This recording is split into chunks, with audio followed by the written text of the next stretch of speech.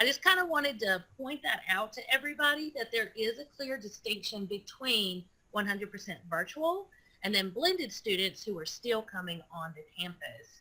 So kind of leading into that, so what does that typical day look like for your students who are coming on campus? So how much time are they spending online? What are they doing in your platform? Like, can you kind of walk us through a day in your life? I can show you as well if you'd like. Would that That would be be great. okay? Yes. I'll share. Let me make sure I don't have anything weird on my desktop for. Okay. Um, okay. So let me pull up the weekly planner. Oh yeah, it's all ready to go here for you guys. Okay.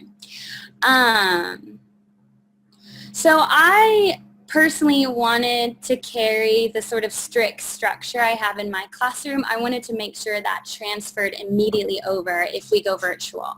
And so day one, I think it was day two, I think, of on-site actually, my students were on technology right away.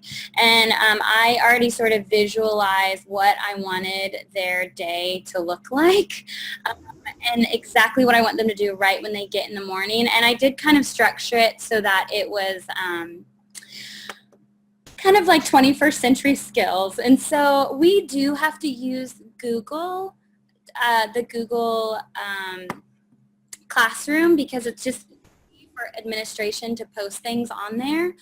And so I actually, even though I don't operate from this hardly at all as a teacher, I make sure my students check it every day. And so I actually have their little morning routine on here. So they click on this. The first thing they do in the morning is they put their backpack away and they get settled. But then they have to log into their Google Classroom. And then they have to check their Google Stream, even if there's nothing there, because if we go virtual, there will be stuff there because, you know, the principals will be wanting and the counselor and, you know, people want to post announcements. So I really do just keep this stream all about announcements from administration. I don't personally put anything on here. And as you can tell, there's only been one notification from our principal so far, and then this was the only material I've ever posted all year was our morning routine. And so every day the kids click on classwork, and this is just a material that I put on here. They check their Google Stream, and I do make them check their email because it's just one of those 21st century skills. We all have to check our email in the morning. So I want to get them into that habit, and I send them messages and encouragement, you know, throughout the year or so far through this year, just to get them noticing those emails and like wanting to check those daily. And then they click on our weekly planner, and before the day gets started, I have them go ahead and get started on their work. And even if they make a bunch of mistakes on there, on Seesaw, after I teach my lesson, they can go back and fix it. And I feel like that, once again, it's a chance for them to kind of fail a little and go back and review that failure and make adjustments before they submit it permanently to the teacher. And so the first thing they do is they click on this Google presentation that I turned into a website. It's just a Google Slides that I use. And this is my newsletter here. And so this is something, it's just a website that I give to parents as well. And so the parents can see all the work that the kids have to do. I'm sorry, there's very embarrassing videos on here. Oh dear. So yeah, so this is where they can check. I've linked these buttons to anything that they might need in relation to the calendar there. And then they just go to Monday, and we do this in class. This is where I keep my lesson, like my lesson plans as well. This is my lesson plans, and this is the kids' weekly planner, and it's the parents' info on what we're doing in our classroom. So it's like all in here. And so they just click on what they want to work on. I have their ketchup, mustard, pickle, so their must-do, what they need to catch up on, and then their pickles, things they can do if they get done early. And I use this, I just post this on my smart board, and I set the timer for whatever their independent work time is. And yeah, and they just click on what they need to click on to do what they have to do. So I teach so they have in the morning, they can work through all their must-dos. which I love because that gives my advanced kids, they can use their independent work time how they want to. Like, I'm not wasting their time. They can get their work done and prove to me, I got this, this is easy for me, and then they can go straight to the kind of work that's more differentiated for them, that kind of keeps their brain still charged. So like Dreambox, right? It's adaptive software, and so they love it. They can get challenged with that. Amplify is something else we're using this year that challenges them, and so I love that because I'm not wasting their time, and that's something that's always hard with those high kids. And then, yeah, so the kids just work on that. When I'm ready to start the day and I'm ready to start lessons, I'll teach my math lesson for 15 to 20 minutes, and then they go straight into their independent work time. And then I have a little section of buddy time where they stand a couple feet away and they just share what they worked on together during that independent work time. And so what's nice on Seesaw is I can just link the Seesaw activity and it just goes straight. That's that new feature that they built in since the pandemic, which is so nice. And so they just go straight to the activity they need to get done. And then they just click add response. But I have a few students who are either gone for vacation or they're being quarantined right now. And so what's nice is since we do this every single day in the classroom, it's the exact same thing they do at home. So I've had no problems getting work or like kids not understanding what to do. It's just the same thing. They just do it at home without me. So so they know when they're at home, a lot of the kids will actually watch these videos in the morning, and so then they kind of get an idea of what the math lesson will be for that day. But then the kids at home, they have a video they can watch to help them solve their problems for the day. So yeah, that's essentially what I do. And what's also nice is on the kids, they can check the Seesaw activities they need to finish, and then they just go back to their weekly planner, which this is like in my way here. Sorry, get away. There we go. Then they just go, I click on phonics and we do it again. And I'll link some of my like lessons on here just so that this is all I need as a teacher. I just throw it on the board, and if I have a PowerPoint presentation I need, I can just click it. And immediately, and the kids they can view this if they want to, and they can look at it at home, and they can just see what we're doing for the lesson for the day. And then I have my cleanup timer down here that we use in the classroom as well. So yeah, it's just the same thing. I archive all my old lessons, so if they want to go back and look at something, they can.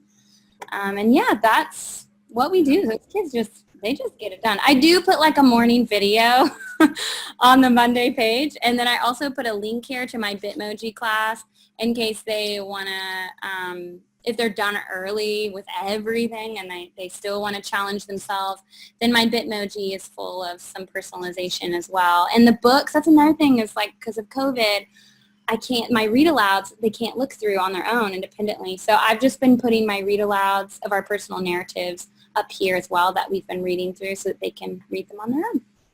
So inspiring. This is so great. So I have so many questions. Yeah.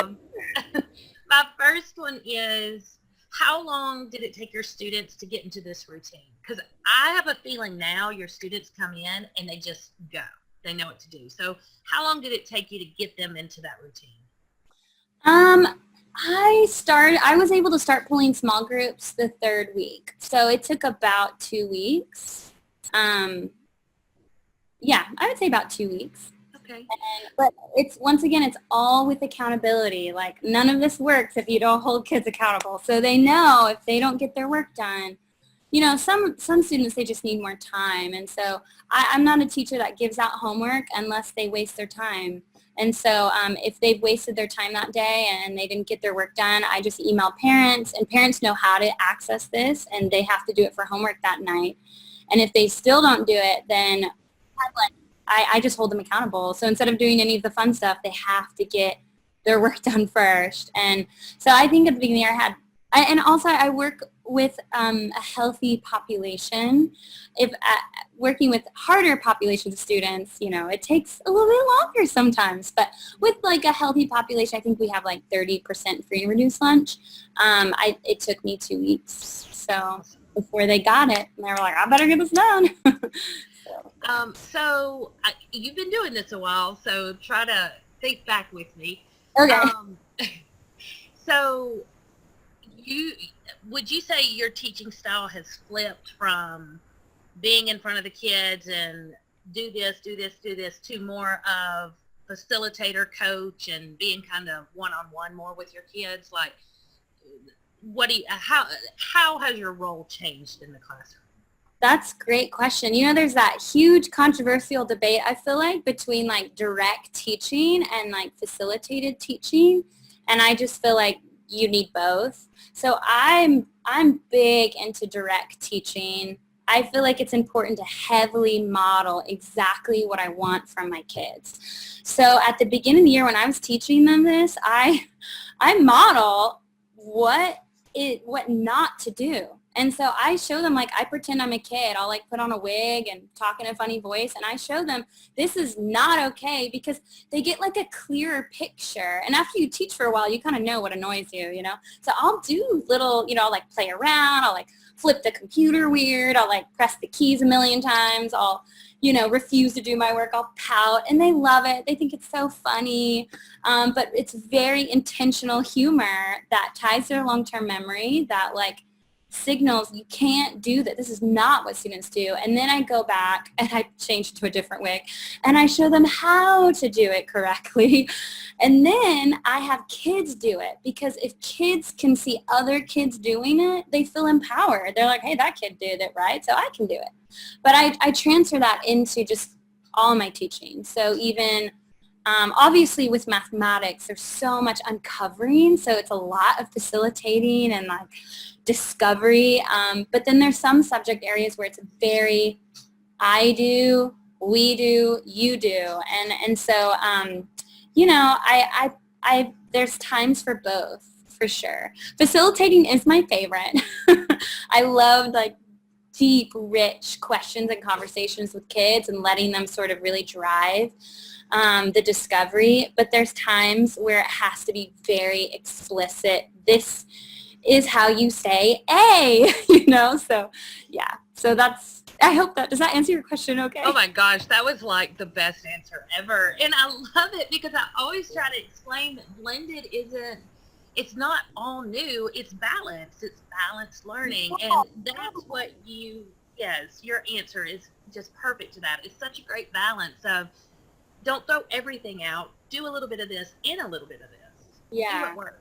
Yes. I love it.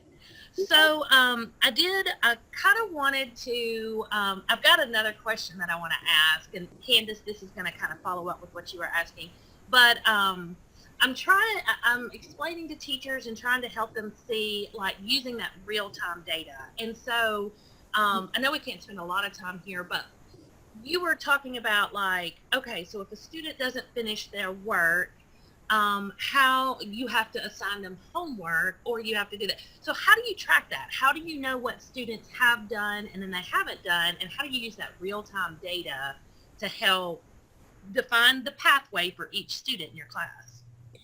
Yeah, I just use Seesaw's features, and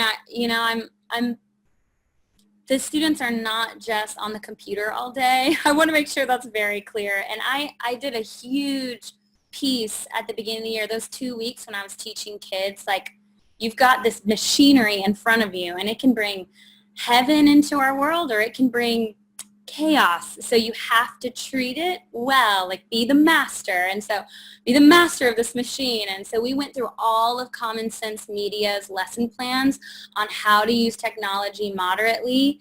And that was a big part of my beginning of the year, along with the growth mindset.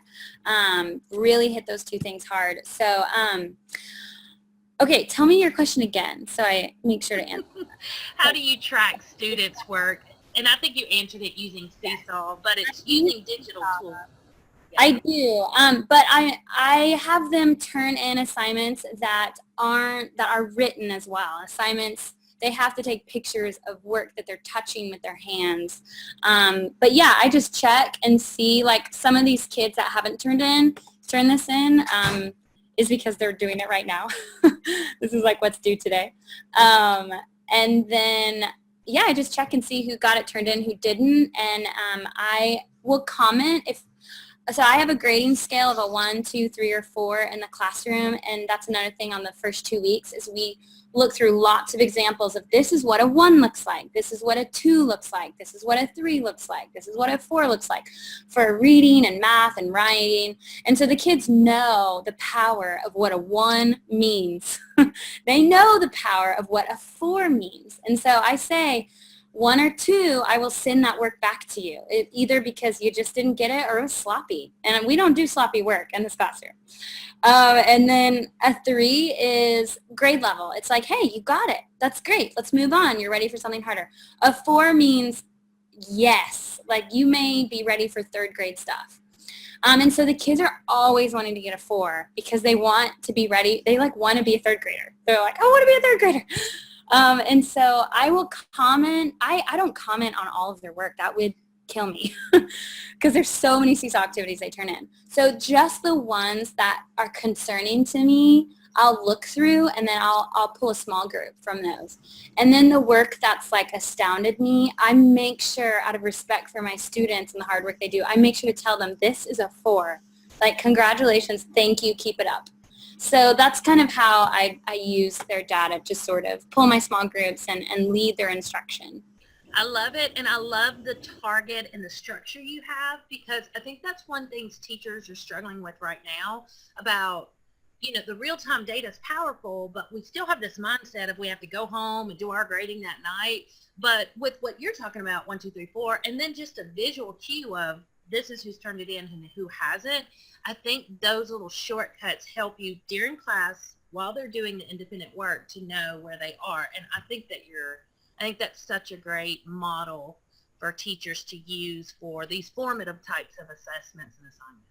Yeah, and that 1, 2, 3, 4, I use it like across all content areas because the kids are just too little right now to understand, like, I mean, they can kind of get percentages and stuff, but to have the 1, 2, 3, 4, the same thing we put on their grade cards, I just feel like they get it, and they're so like, humans just have a beautiful intrinsic motivation, and our job as teachers is to, like, catch that on fire. And I feel like clarity does that naturally. It just makes the kids want to get a 4.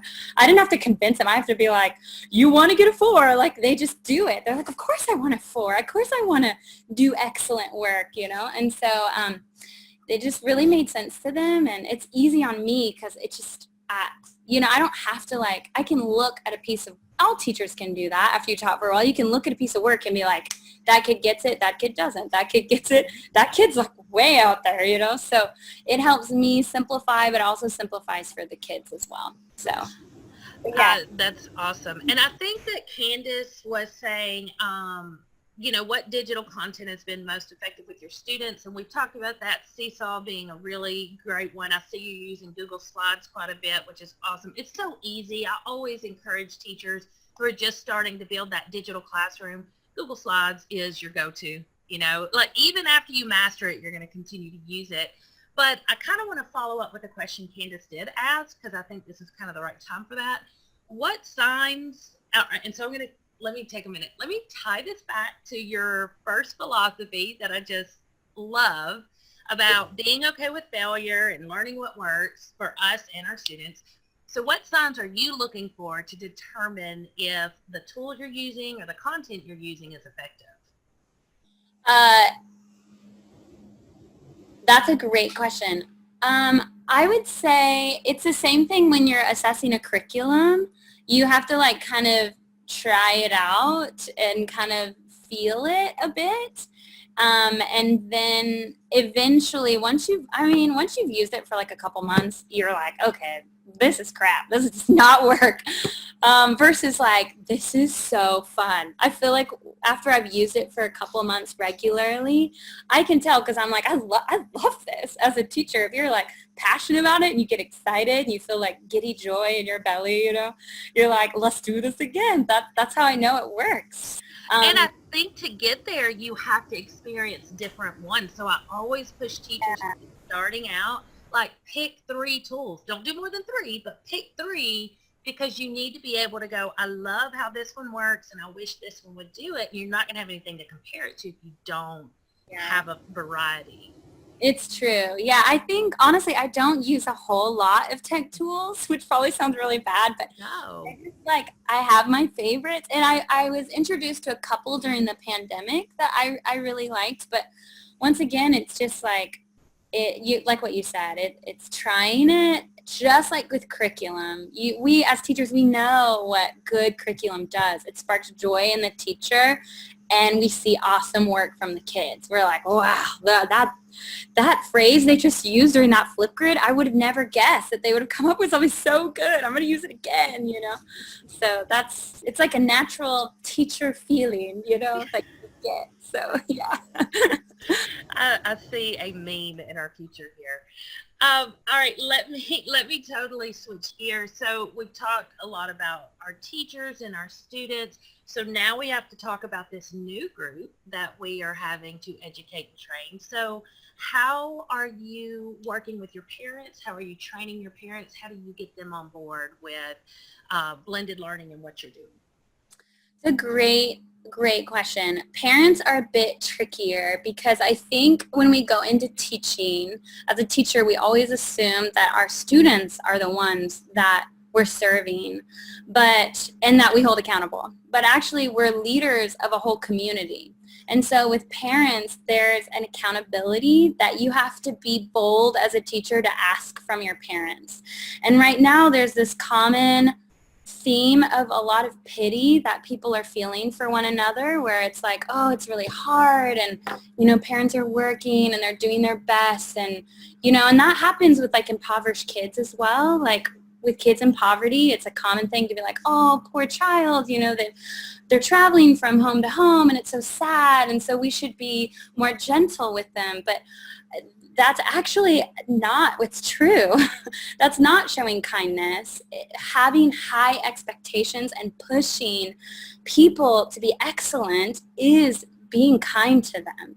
And it takes a boldness and a firmness from a teacher to say, you have to check on your kids' work, and I'm going to be calling you if I notice you haven't, and so that's the tricky thing, is to kind of move past the sort of sorrow we feel for one another and now enter into like, okay, we can do this, and I know you can do it, and I know I can do it, and so let's push each other to be the best we can be. And parents hold me accountable as a teacher. If I say something mean to their kid, they are going to let me know. They're going to message me, but I have to do the same for parents.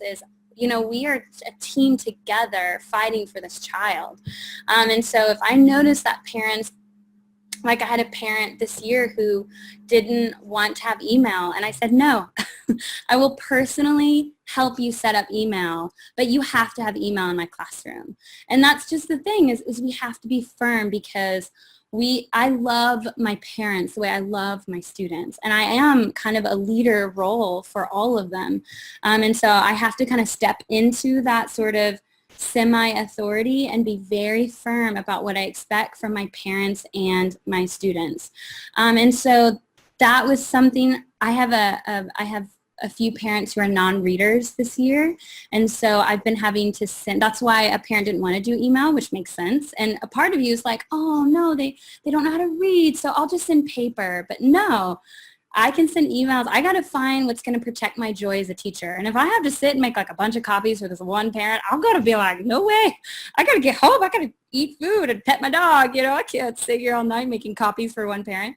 So I make sure she has email, and I send videos instead, which are really quick, a little embarrassing because, I have to like make them real quick. But yeah, that's been really helpful for her. And if I notice that I've emailed and she hasn't checked her email, I call her and I say, you need to check your email for these messages. I'm going to be checking next week to make sure you got them, because I want to make sure that you feel connected to our room. And so Yeah, that's been a little different as my emails have been a lot more interactive.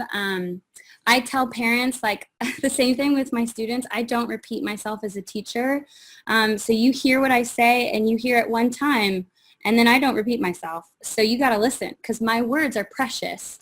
And once again, we don't want to develop learned helplessness and just have kids stop listening to us because we talk for them. No. Like I say at one time, you listen and you go and you do. And it's the same thing with parents. I can't keep telling parents passwords over and over and over again. So I show, in those videos, I make it very clear like, hi, here's the password, here's where you can access it, and this is where I'm going to tell you every time you email me asking for it, this is all I'm going to tell you. So make sure you check this, okay? And so that's kind of been, I've had to step into a bit more of an authority place with parents than I probably ever had to be, especially with the healthier population. My previous population, I was definitely authority. I was mama and teacher in a lot of ways. Here, I haven't had to do that as much as I have had to do during the pandemic. And so that's kind of something new that's changed for me working with this population is me having to check in with the parents through my emails. I'm holding them accountable to do the work as well. So I hope that answers your question. Okay. Oh my gosh, everything. I wish we could just keep going. Like you have a classroom to get back to.